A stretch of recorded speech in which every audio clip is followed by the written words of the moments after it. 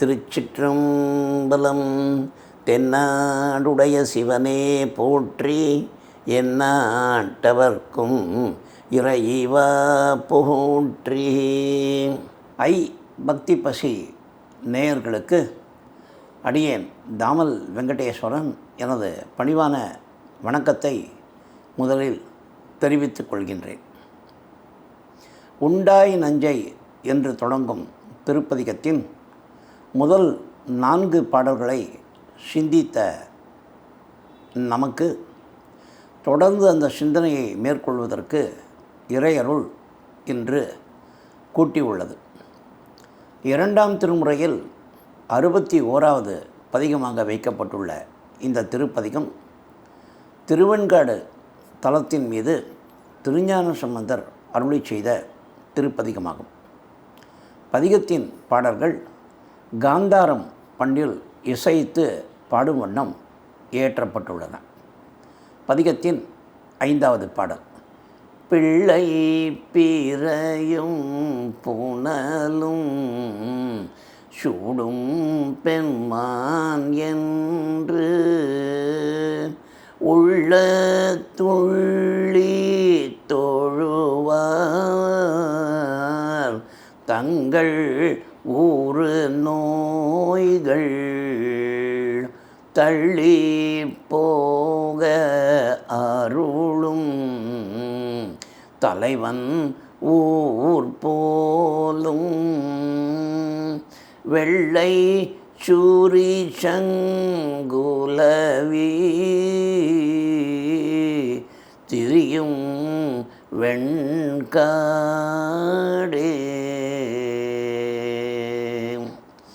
பிள்ளை பிறை இளம் பிறையுடன் காணப்படும் சந்திரன், ஒற்றை பிறை சந்திரன்.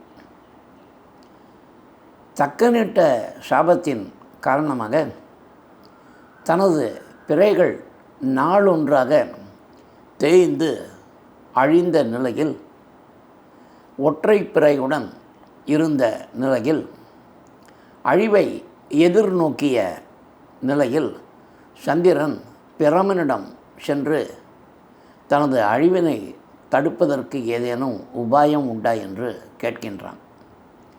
அப்போது பிரமன், சிவபெருமான் ஒருவரால் தான் உனக்கு மறுவாழ்வு அளிக்க முடியும், எனவே அவரை சென்று சரணடைவாக என்று சந்திரனுக்கு அறிவுரை கூறுகின்றார்.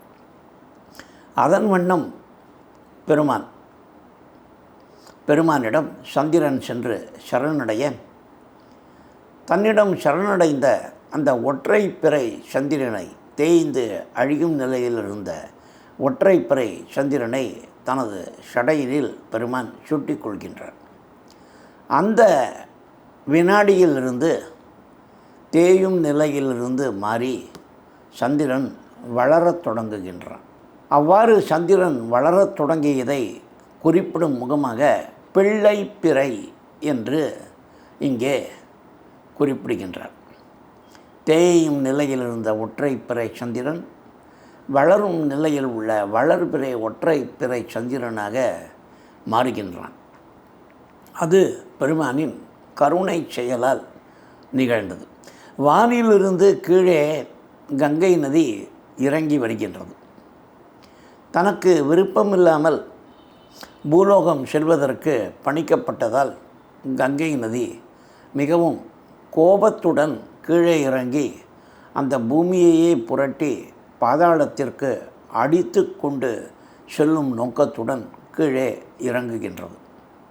ஆனால் அவ்வாறு பூமி அடித்து செல்லப்படாமல் தடுப்பதற்காக அந்த கங்கை நதியை பெருமான் தனது சடையினில் தாங்கிக் கொள்கின்றார்.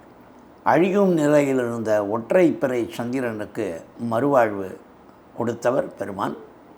மிகவும் வேகமாக இறங்கிய கங்கை நதியை தடுத்து நிறுத்தி அதன் வேகத்தை கட்டுப்படுத்தியவர் பெருமான்.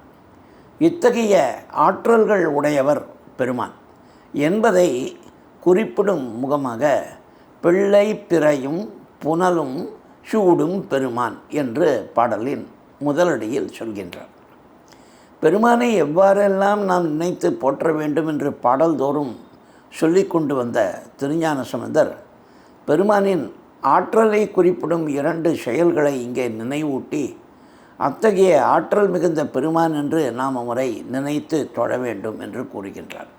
பிள்ளை பிறையும் புனலும் சூடும் பெம்மான் என்று உள்ளத்து உள்கி தொழுவார் என்று அவரது ஆற்றலை நினைத்து அத்தகைய ஆற்றல் உடைய பெருமானே நீர்தான் எமக்கு அருள் செய்ய வேண்டும் என்று நாம் பெருமானிடம் வேண்ட வேண்டும். அவ்வாறு உள்ளத்து உள்ளி உள்ளத்தில் அவரை நினைத்து தொழுகின்ற அடியார்களுக்கு பெருமான் உதவி செய்வார் என்று கூறுகின்றார். எத்தகைய உதவி செய்வாராம்?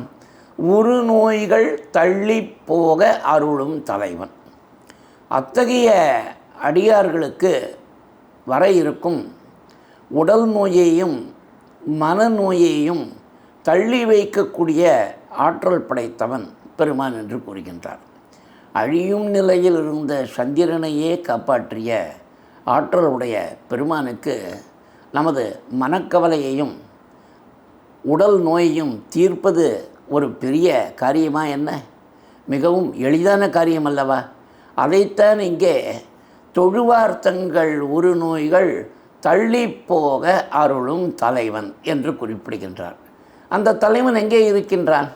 அவனை சென்று நாம் தொழுது நமது மனநோயினையும் உடல் நோயினையும் தீர்த்து கொள்ள வேண்டாமா என்று நமக்கு கேள்வி எழுகின்றதல்லவா?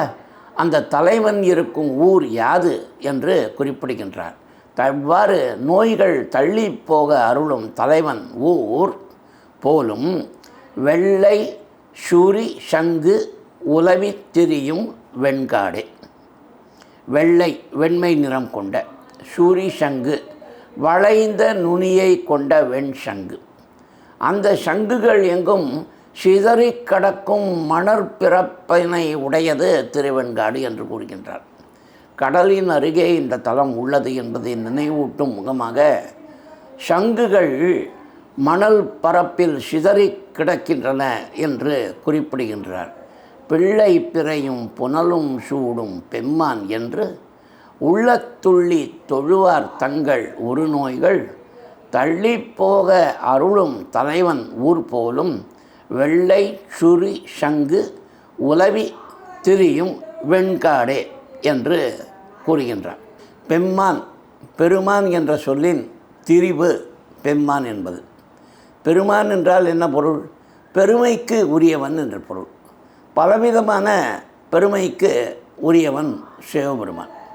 அவனது பெயரே அவனது பல பெருமைகள் படைத்தவன் என்பதை நமக்கு உணர்த்துகின்றது.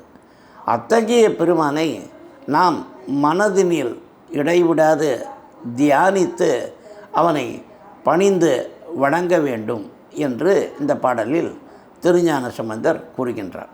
பாடலின் பொழிப்புரை: பெருமானை சரணடைந்த பின்னர் அழியும் நிலையிலிருந்து வளரும் நிலைக்கு மாறிய ஒற்றை பிறை சந்திரனையும் கங்கை நதியையும் தனது சடையில் சூட்டிக் கொண்டுள்ள பெருமானே என்று போற்றி தொழும் அடியார்களை அனைத்து நோய்களும், உடல் நோய்களும் மனநோய்களும் அணுகாத வண்ணம் தள்ளி போடும் வண்ணம் காத்து அருள் புரிபவன் நமது தலைவனாகிய சிவபெருமான். இந்த பெருமான் வெண்ணிறமும் கோடுகளும் வளைந்த நுனியும் கொண்ட சங்குகளை கடல் அலைகள் கரையில் கொண்டு வந்து சேர்க்கும் திருவெண்காடு தலத்தினை தனது ஊராக கருதி உரைகின்றான். பதிகத்தின் 6வது பாடல்: ஒளிகுள் மேனி உடையாய் ஒம்பராளி என்று அழியராகி அழுதுற்று ஊரும் அடியார்கட்கு எளியான் அமரர்க்கரியான் வாழும் ஊர் போலும் வெளிய உருவத்தானை வணங்கும் வெண்காடே. வெளிய உருவத்து ஆனை வணங்கும் வெண்காடு என்று இந்த பாடலை முடிக்கின்றார். வெளியே என்றால் வெண்மை என்று பொருள். வெண்மை நிறத்து ஆனை. தேவலோகத்தில் இருக்கும் ஐராவத யானை வெண்மை நிறம் உடையதாக கருதப்படுகின்றது. அந்த யானை திருவெண்காடு தலம் வந்தடைந்து பெருமானை வணங்கி வழிபட்டு பயனடைந்ததாக கந்தபுராணம் நமக்கு உணர்த்துகின்றது.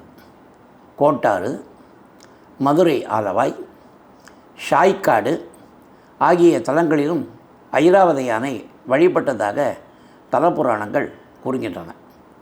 தமிழ்த்தாத்தா உவே சுவாமிநாத ஐயர் அவர்கள் திருவானைக்கா, காளத்தி, குற்றாலம், திருவெண்காடு, மதுரை ஆலவாய், திருவிடைமருதூர், மருத்துவக்குடி, வரகூர் கண்டமங்கலத்திற்கு அருகே உள்ள தலம் ஆகிய தலங்கள் யானை வழிபட்ட தலங்கள் என்று தனது திருத்தலங்கள் வரலாறு புத்தகத்தில் கூறுகின்றார். கந்தபுராண தகவல்களின்படி சூரபத்மனின் மகன் பானுகோபன் தேவருலகம் சென்று இந்திரனின் மகன் ஜெயந்தனுடன் போர் செய்து வெற்றி கொண்டான்.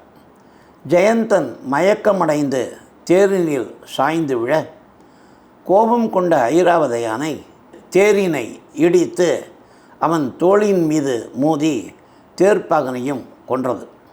இந்த ஐராவத யானை பானுகோபனின் மார்பின் மீது மோதிய போது அவனது மார்பின் வலிமை காரணமாக இந்த யானையின் தந்தங்கள் முறிந்தன.